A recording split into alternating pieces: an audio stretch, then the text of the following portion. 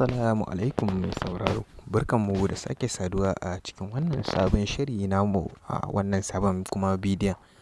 Mai sauraro don Allah muna roƙarka idan wannan shine shigowarka ta farko wannan tasha tamu mai albarka, kada ka manta ka yi mana subscribing ta yadda za ka rinƙa samun labaranmu da zarar mun ɗaura.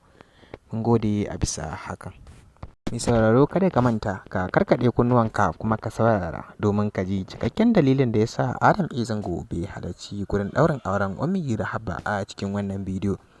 Don haka mai sauraro kawai ka gyara zama ga dalilin dalla-dalla za ka ji shi a tsanaki. Da farko dai Ummi Rahab kowa ya san alakar da ke tsakaninsu da Adam A. Zango a baya, kuma ka san alakar da ke tsakaninsu a halin yanzu. Kai kanka ko ba a gaya maka ba ka san alakar da bambanci a da ta yanzu. Domin cikakken dalilin da ya raba Adam A. Zango da Ummi Rahab a bisa hulɗoɗin da suke yi na kasuwanci da harkar fim tare, dalilin shi ne wani ɗan saɓani ne suka samu a tsakaninta da babban jarumin Adam A. Zango, wanda ya sa ta bar gud nasa ta koma gurin Lilin Baba. Suka ci gaba da ɗaukar shirin fina nan nasu na Wub, da hakan ya yi sanadiyar ƙulluwar soyayya a tsakaninsu. Bayan jama'a da suke yayatawa a kafofin yaɗa zumunta suke haɗa hoton su tun a baya suke cewa za su yi aure. To gashi Allah ya nufa an yi auren.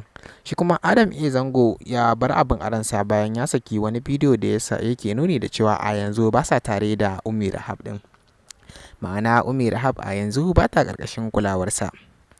Bayan wannan bidiyo da ya saka bai ƙara cewa uffan a kan wani magana da ta shafi Lilin Baba ko Ummi Rahab ba.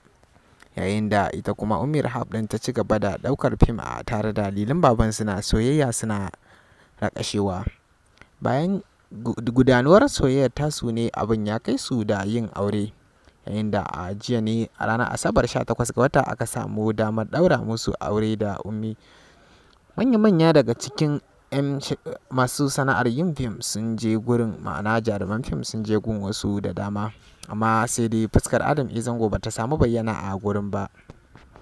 Amma abin da mutane ba za su fuskanta ba kuma ba su fuskanta ba shine Adam A. Zango babu wani abu a ransa na ƙyashi ko jin haushi a bisa wannan aure da aka yi, kuma ba wani dalili ne ya hana shi zuwa gun ɗaurin auren ba, face kawai rashin lokaci da bai samu ba.